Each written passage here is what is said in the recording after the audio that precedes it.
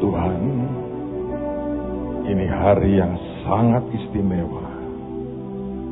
Ini hari yang kami berkata, biar semua anak-anak Abraham dilawat Tuhan dengan dahsyat. Hamba berdoa, hadapkan akan dunia ini, hadapkan akan bangsa ini kepadamu. Buat kami punya pengharapan yang besar, sebab ini sebuah hari dengan momentum yang luar biasa, dan Engkau berikan kepada kami hari ini. Bicara ya Tuhan, buat kami menangkap akan hati-Mu sendiri. Sebab kalau Engkau tidak memberi kami pengertian, tidak ada satupun yang bisa mengerti. Tapi hamba berdoa, pagi ini Engkau mengubah kami, memberkati kami, mendewasakan kami, menguatkan kami, dan memberi mandat yang baru dalam hidup kami. Terima kasih Bapa. Di dalam nama Tuhan Yesus, dan kemuliaan hanya bagi Yesus Tuhan kami. Yang percaya berkata, amin. Silakan duduk dalam hadirat Tuhan. Pak, apakah kemarin maksudnya kita tidak merayakan Yom Kippur? Saya bilang tidak. Tapi saya berkata, besok ada pesan Tuhan. Mengapa kita tidak buat Yom Kippur kemarin? Yom Kippur dimulai pada waktu sundown dan akan berakhir sundown berikutnya. Saudara, ada hal yang lebih dahsyat sebetulnya Tuhan sediakan buat kita adalah hari ini. Kalau Anda ikuti hari ini masih Yom Kippur. Tapi tahukah Anda hari ini saudara-saudara kita yang beragama Islam memperingati apa? Idul Adha. Kalau saudara mengacu kepada yang mereka ajarkan, mereka percaya Abraham oleh Tuhan diminta mempersembahkan Ismail. Orang Yahudi percaya itu Ishak, bukan Ismail yang dikorbankan. Tapi orang Islam berkata itu adalah Ismail. Hari ini adalah minggu pertama, dan kita akan terima tubuh dan darahnya. Yang dikorbankan bukan kambing, bukan Ishak, bukan Ismail, tapi Yesus Kristus. Dipecahkan tubuhnya. Ada 3 hal yang kemudian menyatu satu hari, yaitu hari ini. Yang percaya Ismail berkata ada hewan yang dikorbankan. Yang percaya Ishak juga percaya yang sama. Tapi sebetulnya perjanjian lama itu adalah bayang-bayang dari perjanjian baru. Dan semua kita mengerti korban terbesar itu adalah Yesus Kristus Tuhan sendiri. Makanya tadi saya berdoa, 3-tiganya adalah anak-anak Abraham. Ishak adalah anak perjanjian. Ismail anak sulung secara daging daripada Abraham. Tapi di dalam Kristus kita adalah juga keturunan Abraham. Dan 3-tiganya adalah anak-anak Abraham. Kalau 3-tiganya dilawat Tuhan dalam penggenapan dalam korban Kristus Yesus, dunia ini akan dilanda kegerakan yang luar biasa. Pagi ini, nanti kalau kita terima tubuh dan darah Tuhan, dalam hati kita berdoa Tuhan, bukan hanya buat kami di sini, tapi semua anak Abraham diselamatkan dalam Kristus Yesus.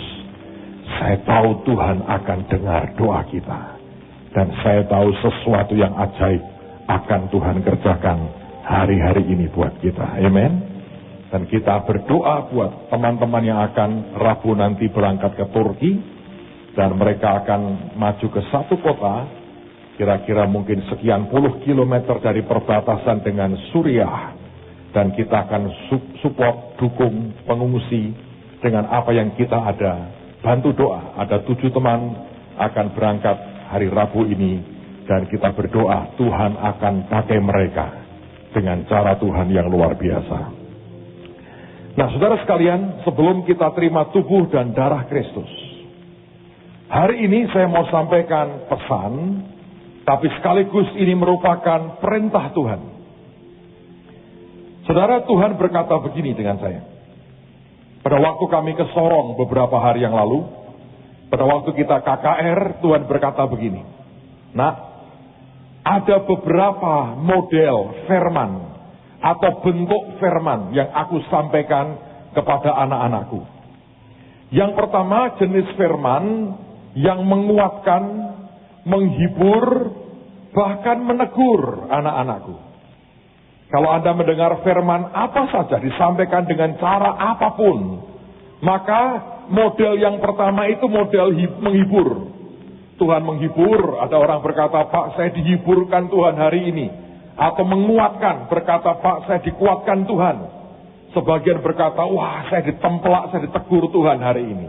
Itu model yang pertama. Model yang kedua adalah model Tuhan itu mengajar saudara. Nah, itu bukan sekedar menghibur atau menemplak atau menguatkan, tapi itu membawa Anda dan saya dalam kedalaman dengan Tuhan. Nah, itu jenis yang kedua. Kalau Anda mendengar firman, Anda mendengarkan khotbah di gereja dan di tempat-tempat yang lain, saudara juga bisa mendapatkan yang namanya teaching, pengajaran. Nah, pengajaran ini akan membuat kita kenal Tuhan lebih dalam lagi. Kenal pribadinya, kenal bagaimana cara kerjanya. Itu model yang kedua. Tapi ada model ketiga, yaitu sebuah pesan yang berisi perintah yang harus segera dikerjakan. Dan itu berarti Tuhan memberikan sebuah mandat, dan dengan mandat itu Anda harus melakukannya. Nah, yang pagi ini saya mau sampaikan adalah yang ketiga. Saudara, beberapa waktu yang lalu, kurang lebih mungkin sekitar hampir 9 hari yang lalu, Pak Yusak itu lagi di Bekasi. Dan kira-kira menjelang fajar jam 2, jam 3, dia dipanggil Tuhan, ada suara memanggil dia. Dan dia bangun dan Tuhan berkata, menghadap. Nah, ketika dia menghadap Tuhan, Tuhan itu ngomong dengan dia begini, nak, waktunya sudah tidak lama lagi. Kamu hanya bisa menyelesaikan tugasmu kalau cara pelayananmu berubah. Lalu kemudian dia tanya, Tuhan, perubahan yang seperti apa? Memang selama ini kita mendengar banyak hamba Tuhan diberitahu Tuhan, tinggal 5 menit, tinggal sekian menit. Tapi kita mengerti waktu Tuhan beda banget dengan waktu kita. Sehingga kalau kita hanya berandai-andai dengan hitungan waktu manusia, resikonya besar sekali. Tapi poin yang saya tangkap adalah Tuhan berkata, cara pelayananmu harus berubah. Lalu kemudian Pak Yusak tanya Tuhan, berubah yang seperti apa? Dan kemudian Tuhan berkata, harus berubah seperti caraku waktu melayani di muka bumi 2000 tahun yang lalu. Nah, sampai di situ saudara, sampai di situ.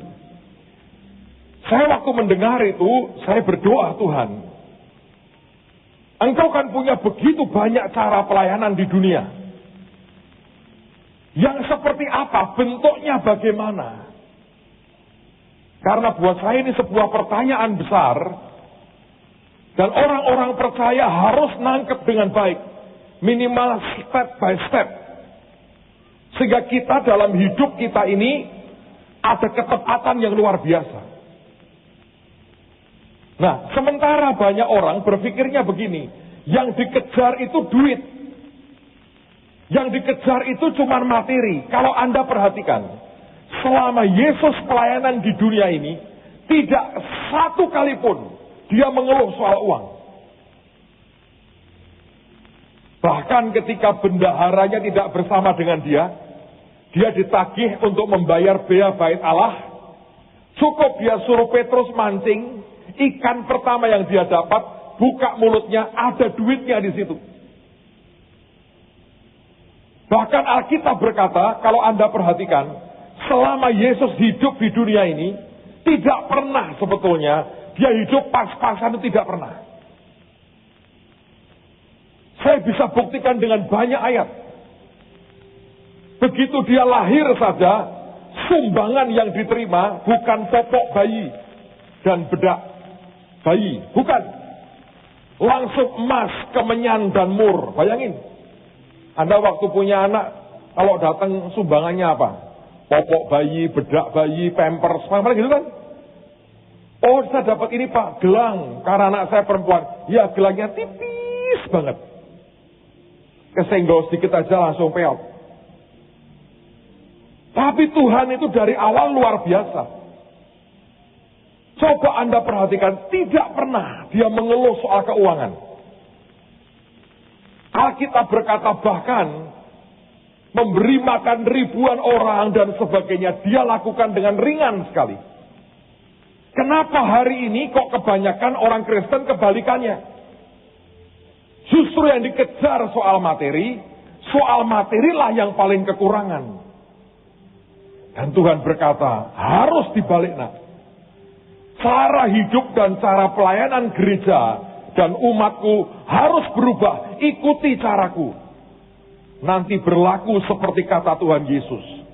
Carilah dulu kerajaan Allah dan kebenarannya, maka semuanya akan ditambahkan padamu. Lalu kemudian saya doakan, dan ini yang saya mau sampaikan buat saudara. Lalu kemudian saya akan coba beritahu kepada Anda seperti yang Tuhan katakan. 2 hal saja nanti yang harus dikerjakan. Dan kalau saudara dan saya mulai mengerjakannya hari-hari ini, saudara akan lihat perubahan dalam kehidupanmu itu luar biasa. Hari ini saya mau bicara tentang pohon ara di tengah kebun anggur. Sekarang mari kita buka firman Tuhan dalam Injil Lukas pasal yang ke-13. Ayat yang ke-6 sampai dengan ayat yang ke-9.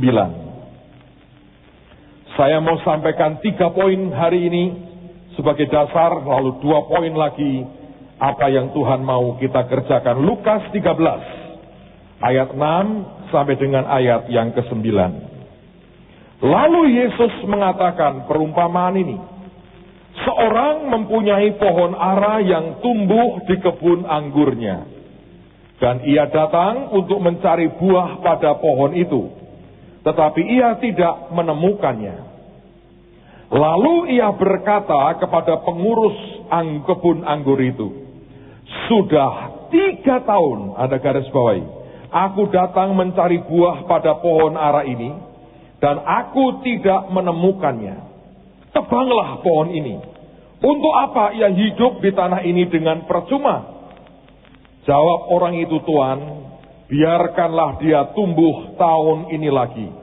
Aku akan mencangkul tanah sekelilingnya dan memberi pupuk kepadanya. Mungkin tahun depan ia berbuah. Jika tidak, tebanglah dia. Saudara sekalian, kalau Anda memperhatikan, ini aneh. Ada pohon ara ditanam di kebun anggur. Saya mencoba mempelajari tentang sebuah kemungkinan ini. Maka saya mendapati tulisan-tulisan dari orang yang punya kebun anggur atau pernah memelihara kebun anggur. Mereka berkata, secara manusia, ini sebuah kebodohan. Karena pohon ara itu sebetulnya jenis pohon jalanan. Ingat ketika Yesus selesai dari Betania, dia mau menuju ke Yerusalem, di tengah jalan dia lapar, dia melihat pohon ara dan tidak ada buahnya, dikutuk. Ini jenis tanaman pinggiran jalan.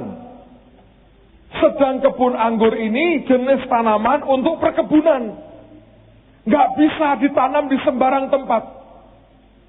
Kebun anggur ini membutuhkan kesuburan tanah yang luar biasa. Membutuhkan akan matahari yang cukup. Membutuhkan akan semuanya untuk membuat dia tumbuh dengan baik. Membutuhkan perawatan. Yesus pernah berkata, "Akulah pokok anggur dan kamulah carang-carangnya." Kalau kamu berbuah akan dibersihkan supaya lebih lebat lagi buahnya. Artinya kebun anggur ini membutuhkan perawatan. Kebun atau pohon ara nggak usah dirawat sebetulnya.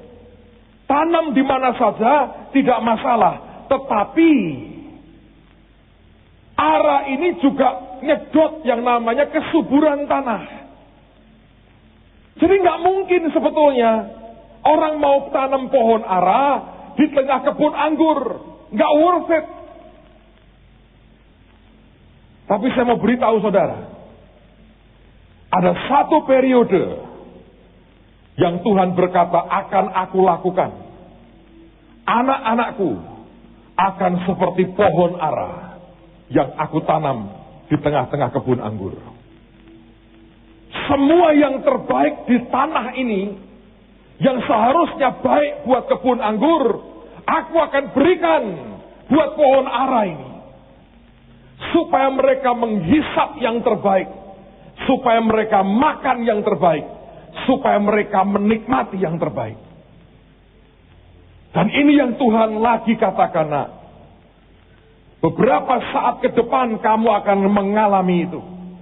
Semua yang terbaik aku berikan kepadamu. Semua yang terbaik. Dan aku akan memberikan itu dengan sukacita. Tapi aku menuntut sebuah buah. Saudara, saya baru pulang kemarin dari Sorong. Bukan. Sorong 2 malam kami nginep pergi ke Raja Ampat. 2 malam. Pak Yusak pergi dengan saya. Hari keberapa begitu, kapal motor yang kami sewa merapat di satu bagian. Bagus sekali, ada seperti bukit yang menjorok ke arah laut. Dan kemudian pada nyemplung snorkeling. Saya baik-baik di kapal dengan Pak Yusak. Anak-anak teriak-teriak, ayo Bi, terjun Bi, bagus ini, luar biasa. Akhirnya saya ikut nyemplung. Dan percayalah kalau Anda tidak terbiasa, haleluya sekali. Karena Anda mesti bernafas dengan mulut kan, ada alatnya begini. Kalau Anda nggak biasa, itu tiba-tiba Anda bisa panik loh. Saya sadar ini saya nggak biasa ini. Saya minta pakai pelampung. Bagus saudara, setelah rada panik saya lepas, balik begini, blek. Jadi ini bukan snorkeling, ini terapung-apung begini. Pakein lagi, dicoba lagi. Saya coba berkali-kali. Saya lihat, bagus. Seperti saya lihat itu, akuarium saya di green room, tapi itu gede sekali. Karangnya, semuanya bagus. Ciptaan Tuhan. Luar biasa. Selesai, sebentar teman. Saya naik lagi. Nggak bawa kaos ganti lagi. Saya nyemplung pakai kaos. Pak Yusak sudah persiapan kaos, tapi tidak nyemplung. Jadi saya pinjam kaosnya Pak Yusak. Hari berikutnya atau malamnya, tiba-tiba Pak Yusak tanya sama saya begini. Tung, kamu pergi ke sini ini kehendak Tuhan yang sempurna atau tidak? Saya bilang, tidak. Nah, benar kan? Tidak sempurna kan? Benar. Lah terus apa? Saya bilang, seizin Tuhan. Terus saya ngomong dengan Pak Yusak begini. Persis kemarin. Saya bilang, waktu saya selesai nyemplung, saya naik ke kapal.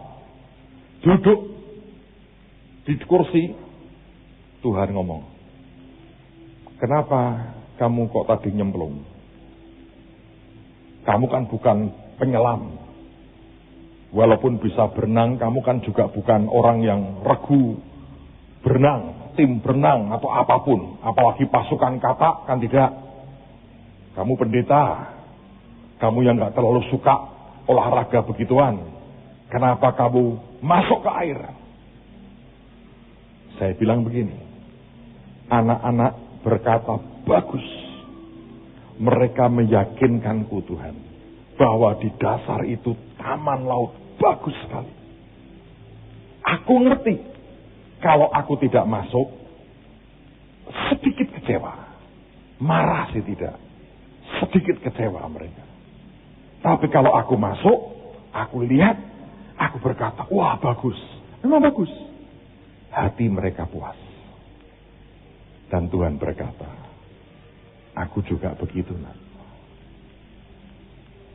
Saya punya teman di Jogja ngomong gini, pakai istilah bahasa Jawa lebih enak. Ngelegok ke hatinya anak-anak. Nah, ngerti saudara ya? Melegakan hatinya anak-anak. Saya bilang, ya itu kayak begitu. Terus Pak Yusak bilang, ya benar. Tuhan juga suka begitu. Karena itulah berkali-kali dia berkata, mintalah, akan diberikan kepadamu. Mintalah kepadaku, minta kepada Bapa dalam namaku, aku akan berikan kepadamu. Iya toh? Jangan Anda berpikir Bapak itu cuman melotot begitu. Enggak. Dia Bapak yang baik. Tetap dia Bapak yang ingin setiap anaknya mencapai destininya. Tapi ada saat di mana dia berkata, kamu minta apa? Dan berapa banyak di Alkitab janji yang berkata, engkau minta, aku akan berikan kepadamu. Sebab hatinya bahagia kalau Anda bahagia. Tentu kalau, oh Pak, saya bahagia kalau saya berzinah terus. Lah itu Anda tinggal tunggu waktu. Tapi kalau Anda ini normal, ingin nikmati sesuatu, Anda ngomong ke bapakmu, jangan dipikir, wah percumalah bapak sentimen kalau sama saya. Kalau diberi kekuatan puasa dia beri. Tapi makan enak dia nggak beri. Bukan soal itu. Tapi tetap dia berkata, aku ini bapak yang baik. Saya tidak mengatakan saya bapak sempurna, tapi ketika saya bilang, Tuhan karena saya pengen anak-anak saya bahagia, Tuhan berkata, kalau bapak di dunia saja bisa berpikir seperti kamu, apalagi bapakmu yang di sorga. Dan saya ngomong dengan Pak Yusak. Seperti itu Tuhan bicara. Dia bilang, ya betul. Terus dia ngomong sama Sasa anak saya. Berbahagialah engkau punya bapak seperti ini. Tapi saya mau berkata, berbahagialah Anda punya bapak di sorga yang luar biasa. Amen. Dan Tuhan berkata, aku akan berikan engkau seperti pohon ara. Ini sebetulnya pohon jalanan, tapi aku tanam di kebun anggur. Semua kehormatan, privilege-nya anggur, aku biarkan dia menikmatinya. Dan Tuhan berkata, menjelang Tuhan datang kedua kali ini, Tuhan akan tanam setiap kita di kebun anggur terbaik yang dia punya. Bisakah kita mengalamikan ini? Nah, tetapi saudara, Anda harus mengerti poin yang berikutnya. Kebun anggur ini membutuhkan sinar matahari yang cukup. Sedangkan kalau kita ditanam di tengah-tengah kebun anggur, pohon ara dengan daun yang rimbun itu bisa menghalangi sinar matahari. Dan ini yang Tuhan berkata dengan keras sebetulnya. Dia berkata, nak, di dalam dunia ini aku tanam, aku pegang, aku ambil begitu banyak pohon ara di tepi jalan yang tidak ada orang yang merawat, yang kalau anjing lewat dikencingin. Aku taruh di kebun anggur. Tapi mereka malah menghalangi aku dalam menyentuh hidup dunia ini. Dengan semua perbuatannya, dengan semua perkataannya, bahkan dengan semua pengaruhnya. Sinar kebenaran Tuhan diblok. Mereka berkata, kamu gak perlu terima yang ini. Oh, yang ini sesat, ini setan, jangan kau terima. Dan berapa banyak kebun anggur Tuhan, anak-anaknya, akhirnya busuk. Oleh karena ada arah pinggir jalan yang aku hormati mereka. Aku tanam di kebun anggur, tapi malah menghalangi kebenaran. Dan sebetulnya kebenarannya itu apa? Yang mereka coba hambat. Tidak ada. Sebab yang menghambat itu adalah karena daun mereka. Dan itu sebetulnya cuma kesombongan. Yang mereka katakan, ini kebenaran yang palsu. Itu nggak ada. Yang mereka khawatirkan cuma kepentingan mereka akan tergusur. Dan Tuhan berkata, kalau aku memberkati engkau, jangan jadi batu sandungan bagi yang lain. Dan seringkali hati Tuhan sedih karena itu. Saudara, menaruh pohon ara di kebun anggur sebuah kerugian sebetulnya. Ruginya adalah hara tanahnya, kesuburannya disedot habis. Kerugian berikutnya, matahari tidak bisa langsung kena kepada kebun anggurnya. Tapi yang ketiga adalah bagaimanapun dia mengambil jatah dari beberapa tanaman anggur yang harusnya tumbuh di tempat dia. Semua berkat yang Tuhan sediakan buat kita, semua kehormatan yang dia berikan buat kita, biarkan itu jangan merugikan kerajaannya. Ada banyak orang yang tidak menyadari bahwa apa yang Tuhan beri itu sebuah anugerah. Saya seringkali mengingatkan diri saya sendiri. Apa hebatnya seorang manusia seperti ini? Menurut saya di dunia ini ada sangat banyak orang yang begitu lebih berqualified dari orang ini. Saya masih ingat di awal kita merintis gereja. Sebagian dari teman-teman saya mengkonfrontasi saya langsung. Dia berkata begini, Pak pendeta itu loh, hebat. Sarjana, hati gembala, ngajarnya luar biasa. Kamu kok gak bisa begitu? Dia sebut nama lain lagi. Pendeta itu juga luar biasa. Sarjana, khotbahnya bagus, nyanyinya luar biasa.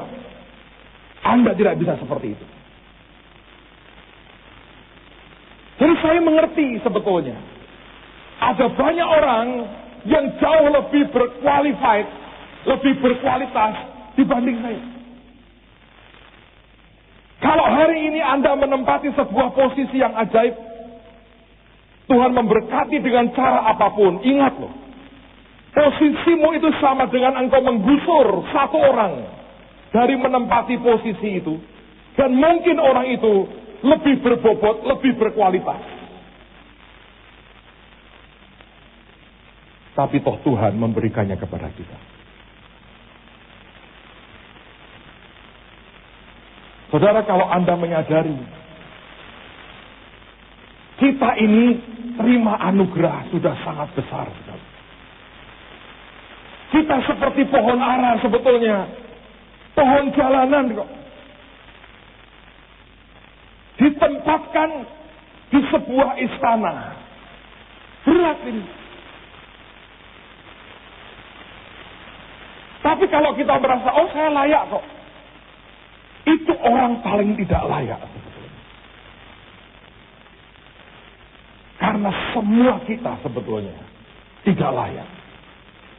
Tapi dilayakkan. Saya memperhatikan. Dan Tuhan berkata, nak beritahu anak-anakku. Karena waktunya sudah singkat. Biarkan masing-masing menyadari. Kita ini cuma pohon ara. Yang oleh karena anugerah Tuhan. Ditaruh di tengah-tengah kebun anggur. Seandainya pohon ara ini disingkirkan. Beberapa batang anggur lagi ditanam. Hasilnya jauh lebih baik. Hara tanah tidak diambil oleh ara. Matahari tidak terhalang lagi. Kebun anggur ini akan terima maksimal. Tapi Tuhan pilih tanaman jalanan. Moralnya parah, nipunya hebat. Sok rohani. Bukankah sebetulnya semua begitu? Kita ini datang ke Yesus, percayalah. Banyak orang mengeluh dengan saya, Pak ini jemaat kok begini, Pak ini orang kok begini. Saya berkata gini. Yesus berkata hanya orang sakit membutuhkan tabib. Kalau Anda ke gereja itu artinya kami orang-orang lagi berobat dan bertobat. Nah kalau masih nulari Pak, ya belum sembuh. Tapi minimal kami ini orang yang sadar lagi butuh tabib, segala tabib. Saya berharap Anda mengerti, engkau datang ke Yesus bukan karena engkau merasa aku ini golongan orang paling benar. Tapi kita ini orang sakit. Dosanya banyak. Datang ke Yesus. Nah, bisakah Anda membayangkan di rumah sakit, di bangsal, yang satu BLN, yang satu TBC, yang satu AIDS.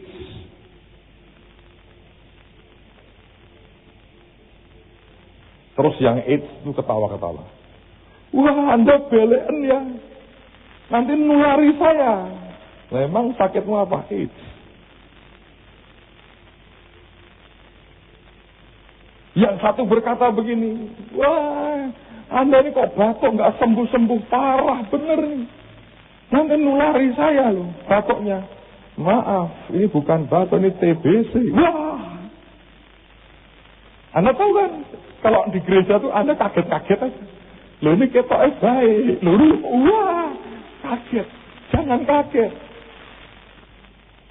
Ini memang orang sakit semua.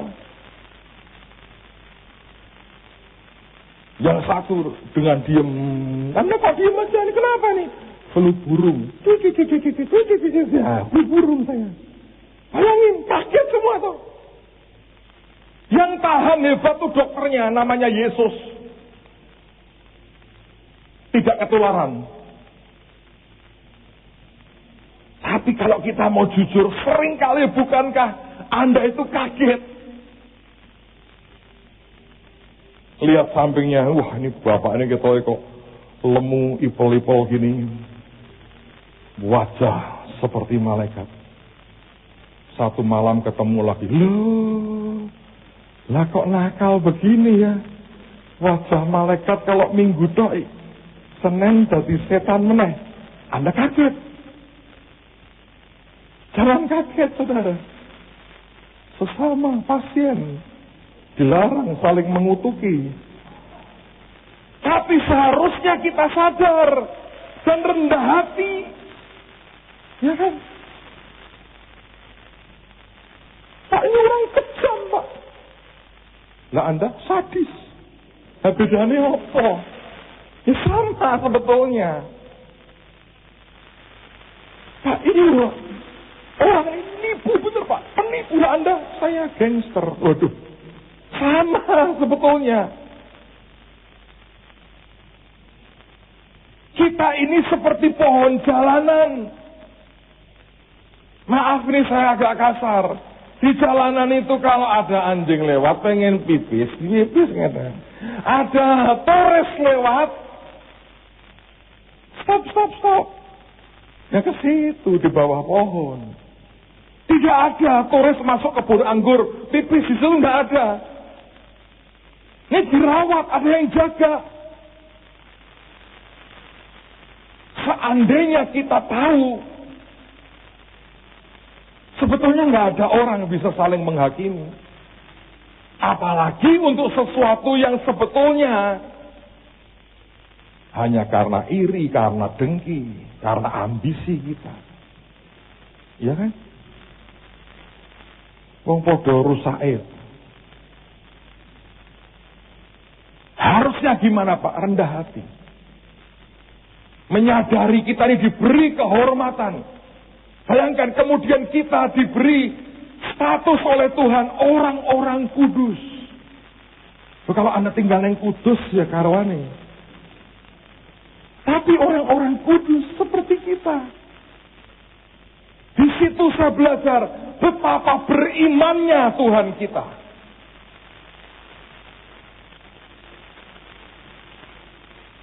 Dan apa yang dia harapkan? Dia berkata, Mas, aku tanam engkau di semua yang terbaik. Dia hanya berkata, please, berbuah. Berbuah. Jangan halangi kebenaranku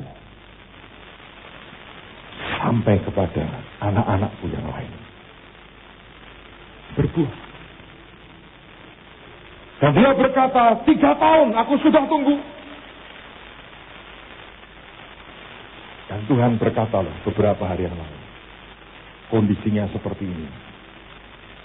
Dan diberi waktu 1 tahun lagi untuk berbuah. Berarti 4 tahun maksimal. Dan Yesus melayani hanya 3,5 tahun. Dan buahnya kekal sampai dengan hari ini. Sekarang pertanyaannya adalah, apa yang harus kami kerjakan? Saya berdoa Tuhan, apa yang harus kami kerjakan? Sekarang mari kita lihat Kisah Rasul pasal 10 ayat 37 dan 38. Kisah Rasul pasal 10 ayat 37 dan ayat yang ke-38. Kamu tahu tentang segala sesuatu yang terjadi di seluruh tanah Yudea, mulai dari Galilea, sesudah baptisan yang diberitakan oleh Yohanes, yaitu tentang Yesus dari Nazaret. Bagaimana Allah mengurapi dia dengan Roh Kudus dan kuat kuasa. Dia yang berjalan berkeliling sambil berbuat baik dan menyembuhkan semua orang yang dikuasai iblis, sebab Allah menyertai dia. Saudara, 2 hal saja Tuhan mau minta. Dan saya berharap Anda pegang ini sebagai mandat, sebagai perintah Tuhan. 2 hal saja. Bagaimana kita hidup dan melayani dengan cara seperti Yesus. Hari ini saya mau sampaikan 2 hal dan mari kita kerjakan sama-sama. Kalau semua saudara melakukannya, kota ini akan berubah total, bangsa ini akan berubah total. Bagaimana Pak caranya? Yang pertama, sederhana. Yesus dikatakan berjalan berkeliling sambil berbuat baik. Kalau saya perhatikan, kalau ada hal yang bisa memberikan efek seperti snowball atau bola salju, yang ketika digelindingkan akan makin membesar, itu namanya berbuat baik atau melakukan kebaikan. Beberapa waktu yang lalu kami pergi ke Inggris. Ada satu pengalaman yang saya lihat dengan mata kepala sendiri. Dan saya melihat sebuah kebaikan itu berefek besar sekali. Kami pergi kira-kira hampir 20 orang. Dan hari kedua kami pergi ke kota Glasgow di Skotlandia. Dan setelah kami mengerjakan banyak hal seperti yang Tuhan minta, sore itu sudah kelaparan, kita berkata, sekarang cari makan. Saya pernah cerita ke saudara, tim ini tim doyan makan. Lalu cari di Google, cari di berbagai data restoran seperti apa yang enak. Semua ditanya, pengen makan apa. Hari itu mayoritas berkata, steak. Ya, saya bilang, nurut lah pokoknya. Carikan restoran. Kita dapat one of the best restoran, saudara. Dindingnya, depan itu dari kaca. Bukan dari tembok masif kaca. Jadi, orang luar bisa lihat ke dalam, yang dalam bisa lihat keluar. Begitu bisnya turun, dan Anda tahu itu restoran mahal. Kenapa? Karena selain kami, yang masuk ke sana, pakai pakaian rapi. Hampir semua pakai jas. Kami pakai kaos dan sandal. Gaya turis, saudara. Bayangin. Yang lain pakai jas semua, kita pakai sandal, pakai t-shirt. Begitu masuk, saya perhatikan gini, ada satu pengemis duduk di depan restoran. Jadi ini restorannya, ini trotoarnya, jadi pinggiran begini. Menghadap ke arah restoran, bukan menghadap ke yang lain, menghadap ke arah restoran. Dia tutupi kepalanya dengan jaketnya, karena angin cukup banyak dan cukup dingin. Terus kaleng tempat dia minta-minta ditaruh di depannya. Tidak ngomong apa-apa, hanya duduk. Orang tahu dia pengemis, mengharapkan belas kasihan. Orang lewat, tidak ada satupun memberi dia apa-apa, dia hanya duduk. Kami masuk, semua pesan steak. Dan sebelum steaknya keluar, itu diberi roti. Roti segede begini. Rotinya hangat, empuk, enak. Ditambah butter untuk dimakan bersama dengan rotinya. Keluarkan dulu rotinya. Nah, ada anaknya Bu Iin yang kecil, si Joshua itu dengan pacarnya, ikut dengan kami. Tiba-tiba jarak saya dengan dia cukup jauh. Saya di ujung sini, dia di ujung sana duduknya. Lalu kemudian tiba-tiba dia dengan pacarnya itu berdiri. Saya nggak tahu dia mau ngapain. Yang saya lihat dari kejauhan, dia cari manajernya. Saya pikir ini anak mau ngapain ya? Kok cari manajernya? Nggak tahu ngomong apa. Terus kemudian dia keluar berdua dengan pacarnya. Dia keluar, dia bawa piring dan bawa rotinya dia. Gede segini. Dia jongkok di depan pengemis itu. Saya nggak tahu pada waktu itu dia ngomong apa. Belakangan saya tahu dia ngomong tentang Tuhan. Terus dipegang, didoakan, dikasih roti. Roti, kemudian dia ambil piringnya, terus rotinya dipegang oleh orang ini. Dia masuk ke dalam. Karena itu kacanya gede sekali, saudara. Saya melihat ada satu orang, mungkin orang lokal rasanya, lagi jalan. Pada waktu lihat pemandangan anak ini, lagi ngasih roti ke pengemis. Dia jalan sambil dia perlambat jalannya. Setelah selesai, dia ngerogoh kantongnya. Dia ngambil uang nggak tahu berapa. Dia ikut jongkok di depan pengemis itu. Dia kasih duitnya. Sambil dia tepuk-tepuk bahu dari pengemis ini. Dan saya lihat pengemis ini belum tua loh. Kaget, saudara. Dapat roti aja aneh. Orang kedua ngasih duit. Dia nggak bisa ngomong. Saya pikir selesai. Tidak. Si manajer itu lihat. Dia panggil anak buahnya. Saya lihat itu di depan saya. Semua di depan mata saya. Anak buahnya kemudian keluar. bawa apa tahu? Butter dan pisau kecil. Buat makan dengan butter yang tidak tajam itu. Dia keluar. Dikasih butter. Ini yang ngemis bingung.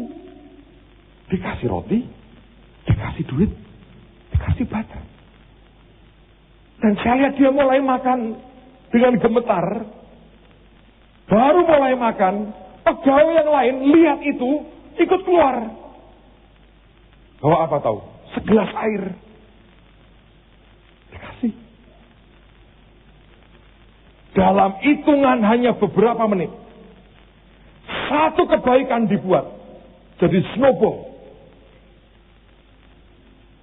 Saya lihat, saya bilang, Tuhan, ada yang aneh. Dia bilang, iya. Itu sebabnya Alkitab berkata, Yesus berjalan berkeliling sambil melakukan perbuatan baik. Kalau saudara ingin melihat kota ini dan bangsa ini berubah, taburi dengan yang baik. Dan terutama hari-hari ini. Anda baca di media, lihat di TV, sedang terjadi drama ketoprak yang tidak baik.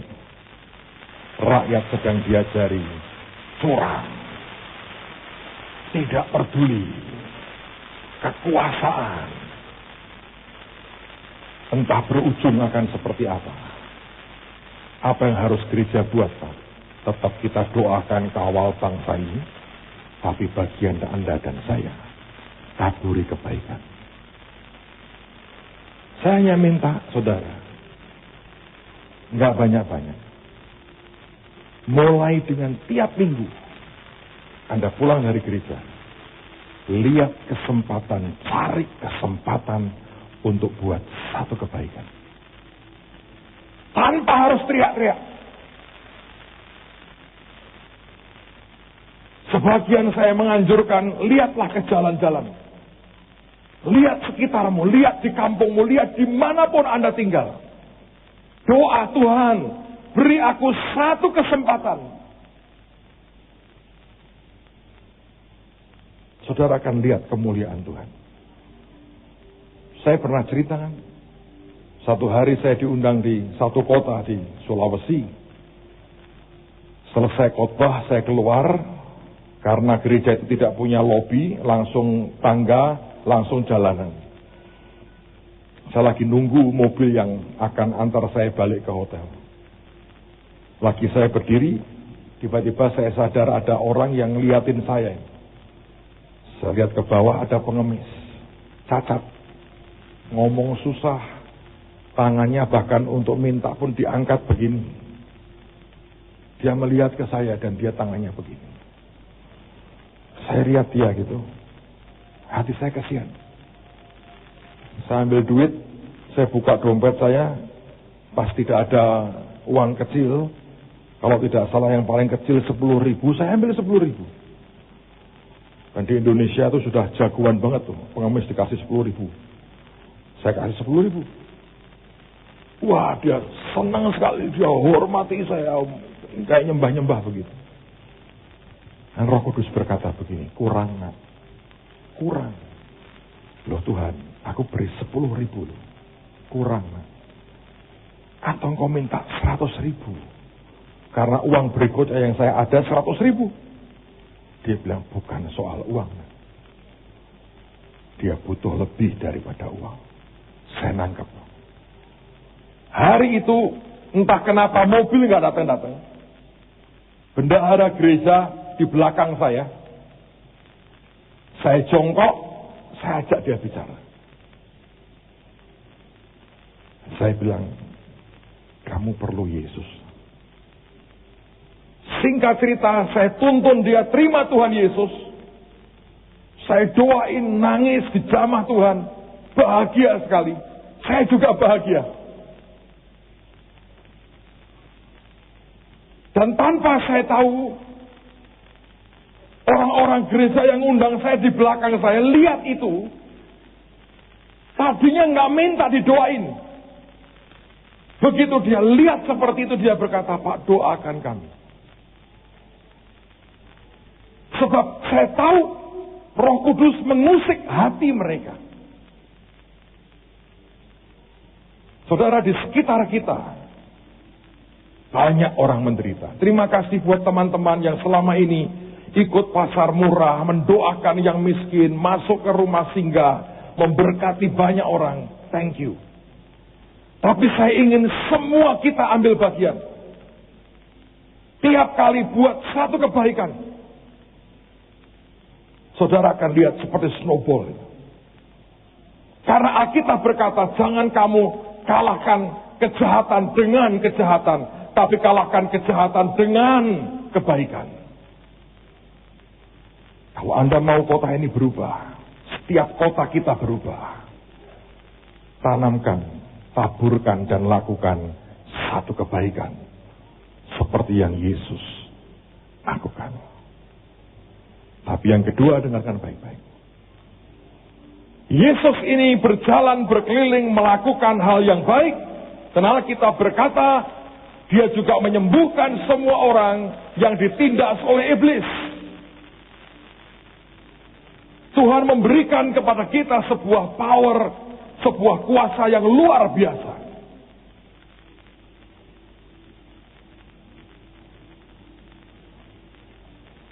Lakukan, saudara. Teman-teman yang di MK, cobalah buat di program sebulan 2 kali saja. Masuk ke rumah sakit. Bukan untuk dirawat. Masuk aja. Jam besuk, bukan jam besuk, masuk. Ya gak usah rame-rame dengan bawa marching band, saudara, ya.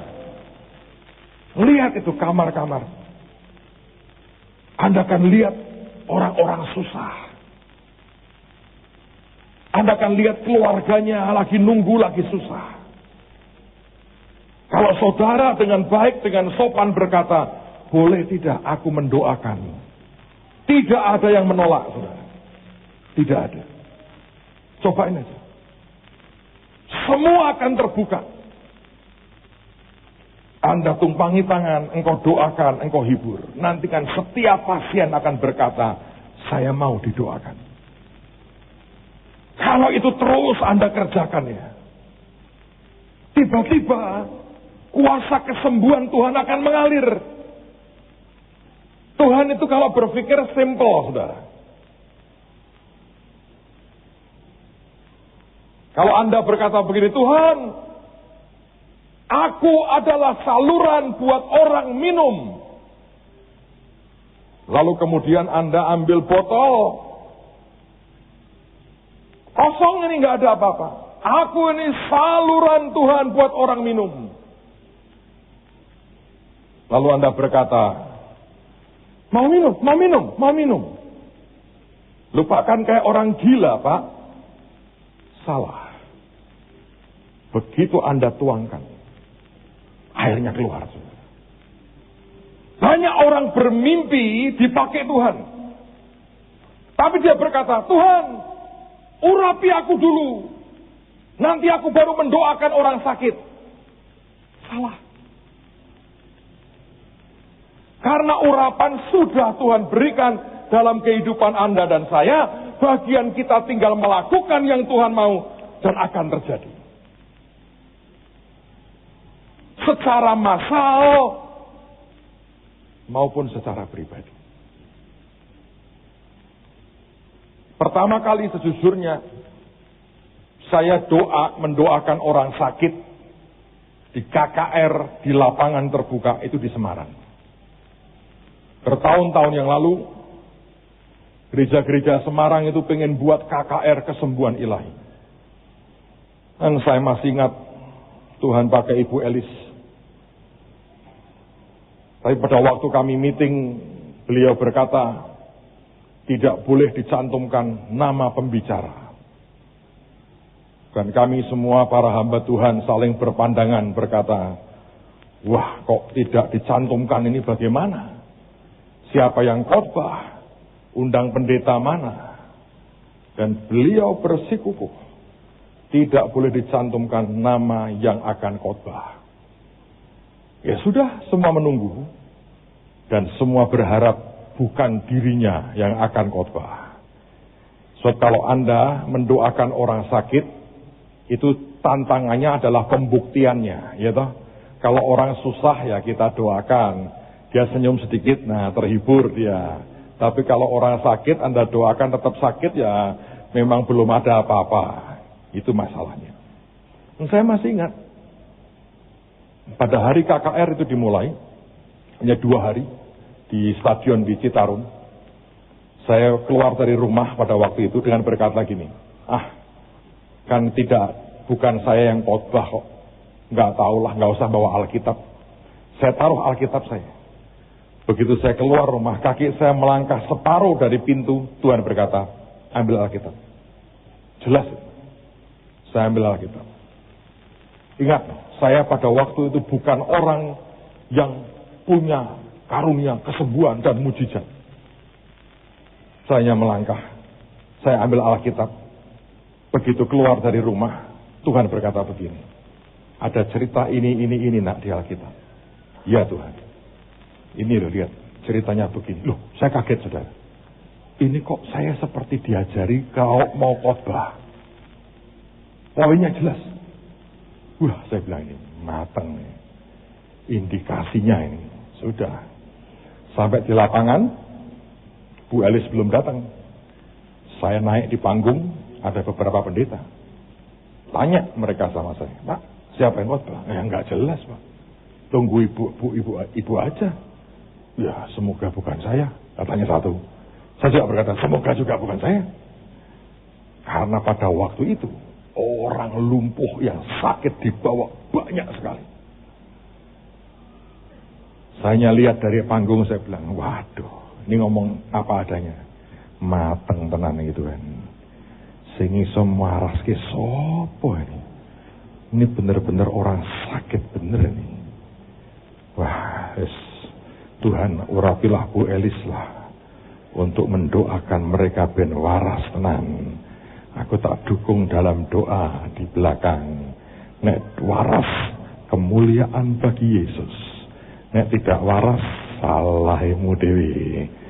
Kan begitu saudara. Datang Bu Elis. Duduk gelap di sebelah saya. Semua nyapa, terus ngomong sama saya begini. Pak Petrus, Bapak sudah tahu, saya juga sudah tahu. Ngomongannya ngono. Lah saya nggak berani main-main berkata, tahu apa, nggak berani saya. Bapak sudah tahu, saya sudah tahu. Nanti bagian saya bersaksi, silahkan disambung dan doakan orang sakit. Sak tulang-tulangku seperti dipresto, lemes sudah. Terus pujian. Wah, saya tidak pernah berharap pujian akan selesai. Saya terus. Oh, nggak bisa. Harus dihentikan pada waktunya. Bu Elis bersaksi. Di tengah-tengah itu ambulan datang meraung-raung sirenenya. Itu ambulan juga ngawur. Wong itu di tengah orang. Itu ada satu bapak digotong. Pakai tandu. Ditaruh di paling ujung. Dan saya lihat itu. Waduh. Saudara, yang namanya melihat gitu ya. Itu mengerikan. Makanya Alkitab berkata, we walk by faith and not by sight. Kita itu jalan dengan iman, bukan dengan penglihatan.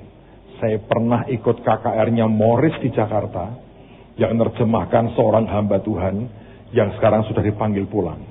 Waktu dia mulai mau nengking, ini hamba Tuhan juga melek di tengking, ditaplek, bukan dikaplok, ceplok matanya. Bayangin, Yahudi satu ini umurnya sudah 83, keliling dunia. Ini hamba Tuhan yang nerjemahkan juga wis tuwek. Melotot itu, kaplok matanya gitu. Tutup matamu. Bukan mulutmu ya, kalau mulutmu kan tidak bisa nerjemahin. Tutup matamu. Sebab dia ngerti ini menghalangi iman. Kowe rak biasa lihat begini, piye carane? Semakin Anda pelototi, semakin lemes, saudara. Pikiranmu infus, suntik, atau wis senang-senang ke. Kan begitu kan. Lalu saya lihat, waduh, kok ono sing ngene barang ya. Saya tuh berharap cuman rematik, gatel-gatel, sitik gitu loh. Itu hari itu orang sakit begitu banyak. Saya bilang, mateng tenang. Sudah tahu apa? Subhanallah Tuhan, aku tidak tahu. Yang malu aku, bukan engkau. Tapi ya sudahlah, saya bilang. Pokoknya mau apa? Hari itu saya khotbah. Nengking orang sakit. Begitu amin, saya bilang, siapa yang sembuh, maju ke depan. Itu sekian detik sengsaranya luar biasa. Dari rambut sampai kuku ting cerekot rasane. Karena apa, saudara? Itu menanti sesuatu yang kau nanti itu apa? Sekian detik itu lama sekali. Sampai saya bilang, Tuhan, ini kalau udah menteleng udah bubar nih.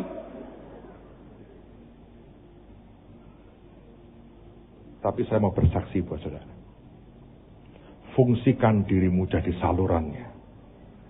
Nanti bagiannya ngaliri dengan kuasanya. Saya mendorong Anda doain orang sakit. Sungguh. Pak, gimana? Ke rumah sakit lah paling gampang. Coba kerjakan. Pak, sudah Pak beberapa kali kurang intensitasnya.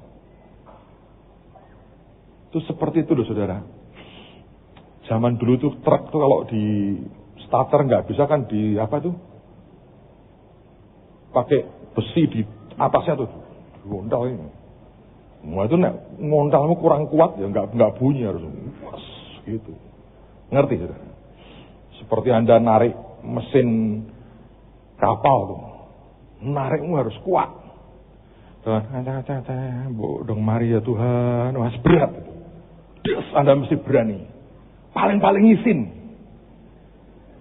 Nah sudah Anda tidak punya malu demi Tuhan, setan yang izin dengan saudara. Setan yang buat dengan Anda. Pasti Tuhan kerja. Saya masih ingat malam itu adalah malam yang luar biasa. Penantian saya berakhir. Apa yang terjadi? Bapak yang pakai ambulan itu yang pertama berdiri. Kaunselornya bawa ke depan. Begitu saya bilang, bawa kemari. Cuma siji, lumayan gede nih. Kakak besar, nyata kok. Dan langsung disambung dengan yang lain. Lega. Pulang hari itu saudara. Saya bilang terima kasih Tuhan. Tapi sadar. Bukan dari manusia kita. Tuhan yang bertindak. Meresponi iman kita.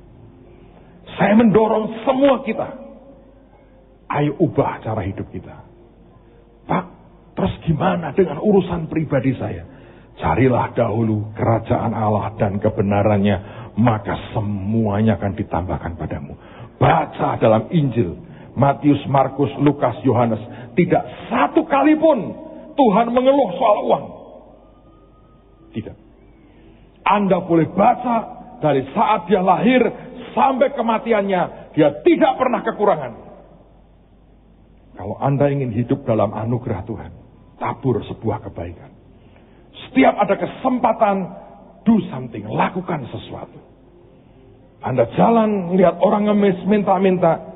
Kenapa tidak engkau datang, belikan nasi bungkus atau apapun yang engkau punya, jongkok sebentar 5 menit di depannya, kasihkan ini, ajak ngomong, tadongake mau. Jangan sampai pengemis doake saudara. Loh selama ini pengemis yang mendoakanmu kan? Bener gak? Mugi-mugi Gusti berkahi, panjang umur, enteng jodone. Wong sudah anake 5 kok enteng jodone lagi. Jadi kaplok nyonyahmu itu pengemis. Sekarang Anda harus kebalik, doakan mereka, jangan kan tadi didoake pengemis. Mugi-mugi nggih Den, rezekine enteng, jodone akeh. Kebalik. rezekine akeh, jodhone enteng. Diberkahi Gusti Kang Maha Kuwasa, mugi-mugi. Lah doane dimugi-mugi terus saudara. Lah kapan berkatnya ya mugi-mugi. Masa kita yang didoakan mereka? Sebelum mereka berdoakan, stop.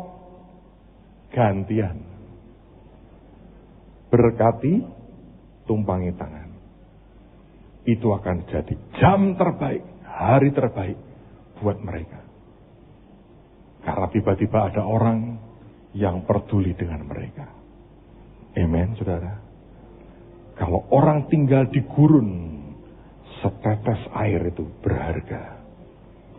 Dan saya berdoa, kita kerjakan dalam anugerah Tuhan. Saya masih ingat, pada waktu awal kegerakan itu,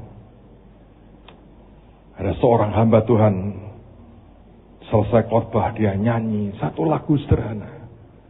Diambil dari cerita Alkitab.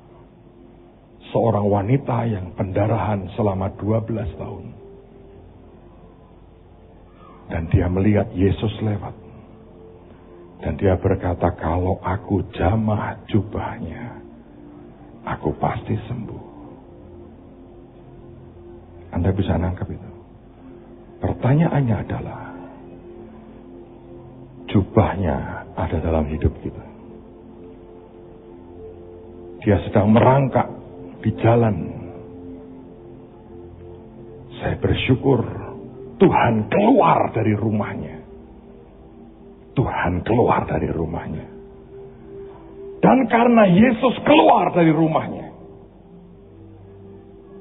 ada wanita yang punya kesempatan untuk merangkak mendekati dia. Dan dia jamah jubahnya. Dan dia sembuh. Saya berdoa pagi hari ini. Kristus kecil ini. Orang-orang yang seperti Kristus, Christ-like. Itu artinya Kristen, Christ-like yang seperti Kristus. Mau keluar dan membiarkan orang lain bisa menyentuhnya dan hidupnya diubah. Yang percaya katakan amin.